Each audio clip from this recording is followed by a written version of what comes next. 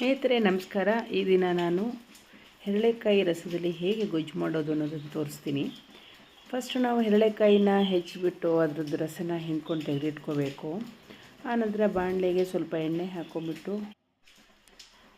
1 table ಸ್ಪೂನಷ್ಟು ಕಡಲೆಬೇಳೆ ಹಾಕ್ಕೋಬೇಕು. 1 ಟೀ ಸ್ಪೂನಲ್ಲಿ 1/4 ಭಾಗ ಮೆಂತ್ಯ ಸಾಕಾಗುತ್ತೆ. ಅದಾದ ನಂತರ ಕೆಂಪು ಮೆಣಸಿನಕಾಯಿ, ಬ್ಯಾಡಗಿ ಮತ್ತು ಗುಂಟೂರು 2 ಸೇರಿಸ್ಕೊಳ್ಳಿ. ಅದಾಗ್ತಾ ಬರ್ತಿದ್ದಂಗೆ ಸ್ವಲ್ಪ ಹುರಿಗಡಲೆ ಆ್ಯಡ್ ಮಾಡಬೇಕು. ಇದು ಹುರಿದು ತೆಕ್ಕೊಂಡ್ಮೇಲೆ ಇದನ್ನು ಮಿಕ್ಸಿಗೆ ಹಾಕ್ಕೋಬೇಕು. ಇದಾದ ನಂತರ 1 ಕಪ್ಪು ತೆಂಗಿನ ತುರಿನ ಅದಕ್ಕೆ ಹಾಕಿಬಿಟ್ಟು ಉಪ್ಪು ಸೇರಿಸಿ ರುಚಿಗೆ ಎಷ್ಟು ಬೇಕೋ ಅಷ್ಟು. ಆನಂತರ ಹಿಂಡಿಟ್ಕೊಂಡಿರ್ತಕ್ಕಂಥ ರಸನ ಸೇರಿಸ್ಬೇಕು ಇದಕ್ಕೆ. ಈಗ ಇದಕ್ಕೆ ಹುಳಿ ಇರೋದ್ರಿಂದ ಸ್ವಲ್ಪ ಬೆಲ್ಲ ಹಾಕಬೇಕಾಗುತ್ತೆ.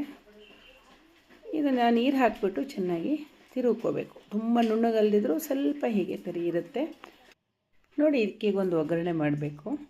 ಕಡಲೆಕಾಯಿ ಎಣ್ಣೆ ತೊಗೊಂಡು ಅದಕ್ಕೆ ಸ್ವಲ್ಪ ಸಾಸಿವೆ ಹಾಕಿಬಿಟ್ಟು ಅದು ಹೊಡ್ತಿದ್ದಂಗೆ ಹಿಂಗೆ ಸೇರಿಸಿ, ಅದಾದ ನಂತರ ಅದಕ್ಕೆ ಕರಿಬೇವಿನ ಸೊಪ್ಪನ್ನು ಹಾಕಬೇಕು.